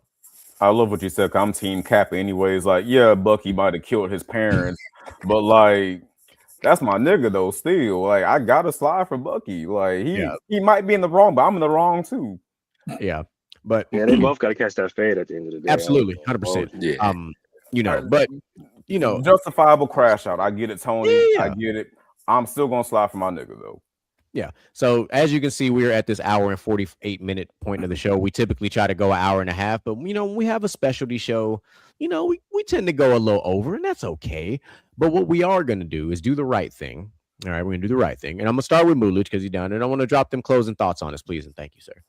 Hey, man, it was another great show. And one thing that I wanted to say about today's show in particular is that I love the fact that we took the time to highlight some prominent Black inventors, some prominent Black figures in history, because like GQ said, like my brother said on this panel, oftentimes they get overlooked, right? And oftentimes that they don't get talked about like the white counterpart or the Mexican counterpart or the Asian counterpart, et cetera, et cetera. So just taking the time to highlight true prominent Black figures in history is beautiful. Second, okay, shout out to Ruthless Johnson, the first Black person to slap. I'm just playing. Great show. We're gonna see y'all next week. Make sure you guys tune into off the glass tomorrow, Inside the Huddle on Friday. And yeah, Black and the Berry, sweeter the juice, baby. We out. Happy Black History Month. Oh wow, Mr. Jet, Hey, talk. dog. All right, so another great show. Y'all go follow us on TikTok and IG, and even hit subscribe and the bell for this channel here. My tagline says, "Put your name on it," due to the fact of during Black History Month, the guy that kind of made the tenderism, pretty much lost that because he didn't put his name on it fast enough. The owner of the restaurant Oh, actually he got caught on the copyright. copyrighted it. So Hmm. put your fucking name on it. It's yours. Hey, as a Black person, put your fucking name on it. Don't let me take your money like that, bro. So, yeah. Too late. Yeah. You know, Main it's your character, own talk to restaurant. him. But we'll see. Talk to him, main character. Damn. So like the tagline says, be the main character. What I've had to learn the hard way, but I don't regret it, is that it's your life. Like everybody around you is honestly just a supporting character or an NPC. You got to make your life as great, grand, and glorious as possible. So why not be fucking magnificent? Why not go out there and live your dreams? Why not become the next, Black icon that people talk about 30 years from now? What's stopping you besides yourself? DJ Michael B, you want to go next, my brother? You already know. Make sure you tune into all the shows this week. Obviously, we have for the rest of the week. Gentlemen's Talk was tonight. Tomorrow we got basket off the glass. Friday we got the best damn football show on the internet. Period. We got Moolish. We got and we got Mill on Inside the Huddle, where they're gonna talk that ish. You know what I'm saying? And then Tuesday we're right here for basketball. But before we go, here's the one thing I definitely want to say, bro. Learn your history, learn your Black history, right? These American schools aren't going to give it to you. And it doesn't matter if you're Black, Japanese, Caucasian, European, whatever it is. Learn your history and make sure you are a person that pushes the history forward. Right? And that's what I want to leave y'all with. It doesn't matter what heritage you're from. Push your history forward, because if you're in America, even though they might not feel like it, this is American history. It don't matter if it's Black American, Japanese American, Chinese American, Indonesia American, Mexican American. Push your history forward. That's what America is built on. I'm out. You heard what he said. That man was preaching. The skill was hot. So I'm gonna go ahead and keep the cast iron hot real quick, because going strictly off the alley oop that DJ Micah B just thrown, he did it. He said, learn your history. I am on the other side of that spectrum. Teach your history. Use your intellect and make sure that if somebody's offended by you teaching your history, tell them to go up their education, because American history has no color.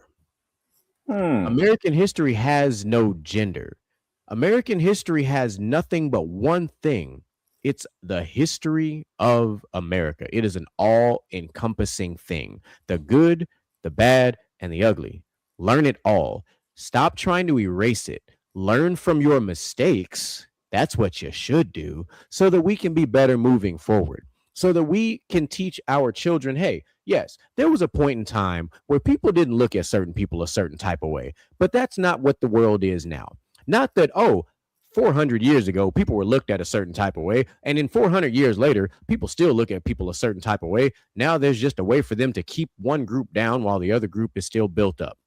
That's how you need to be teaching history. People need to understand where they came from so that they understand how not to get back to where they were. Because me and my brother talked about this. I talk about this in my full-time profession. If you don't know by now, I am a recruiter. That is my job. My job is to put people in boots. I tell kids my story all the time. I grew up without a lot of money. So when I came into money, I'm not rich. But now that I make money, I will never be broke again.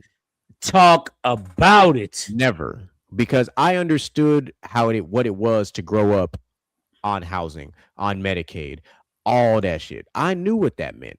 But what I also knew is that when I became of age, I would not raise my family that same way. That's nothing against my parents. That's just how they grew up. That is their history.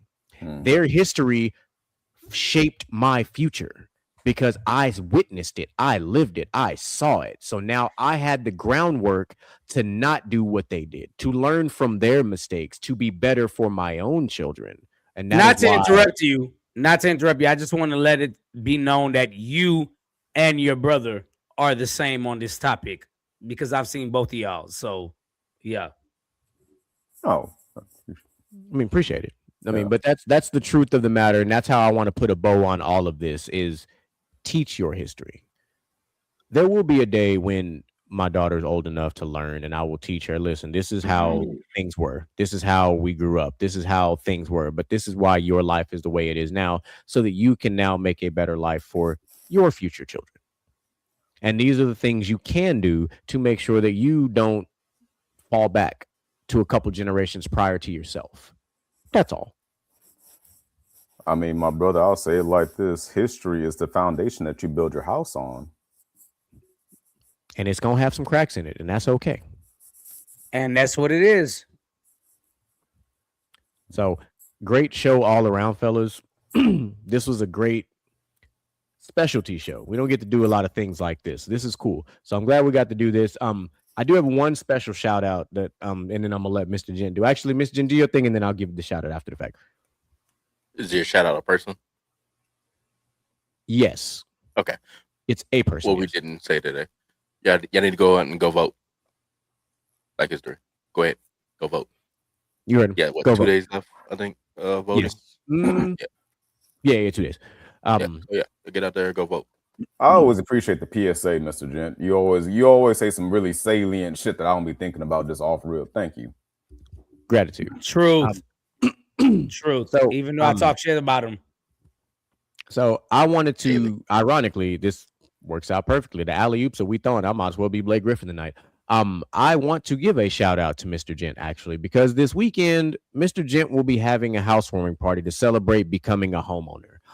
And that means that he is now the 5th person on this panel that now is a homeowner, that owns their own place, that has a piece of history to continue this thing about history, but he is now raising his children in and building his kingdom off of. So that is what is symbolic about a housewarming party. It is you welcoming everyone to your kingdom. So congrats to you, sir. Can't wait to be there on Saturday because it's gonna be on and popping. We're gonna do what we do. We're gonna show up. We're gonna show out. We're gonna have fun. Right. Headshot. Right. So you know how that's gonna go. So I just wanted to give you a shout out and tell you, hey, congratulations. Welcome to homeownerhood. It is ghetto out here, but welcome anyway. It is. Yeah.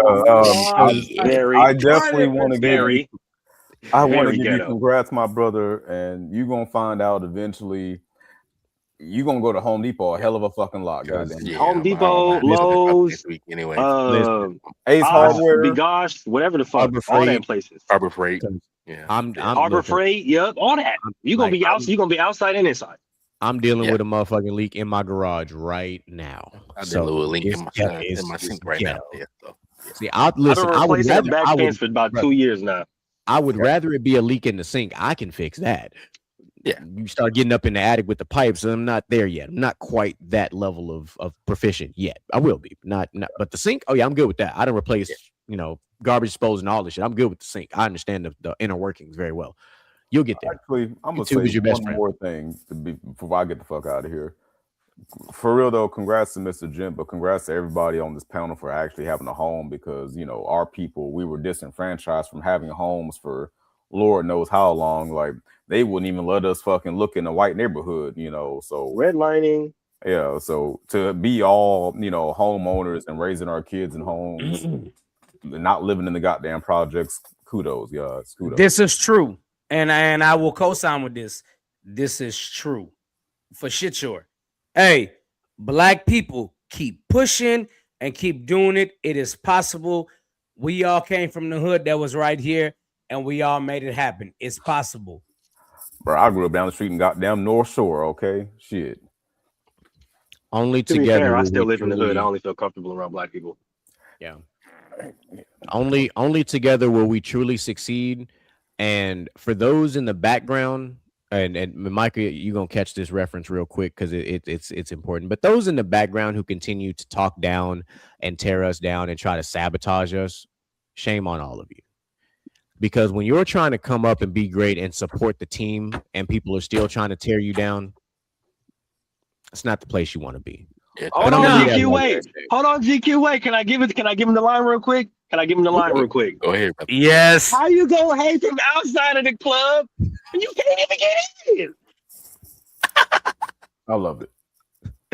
Let go. Ladies. Hey, chat, we appreciate y'all. Reed, appreciate you coming through, man, dropping some great knowledge and bombs on the chat and communicating with us tonight. We love y'all. We appreciate y'all.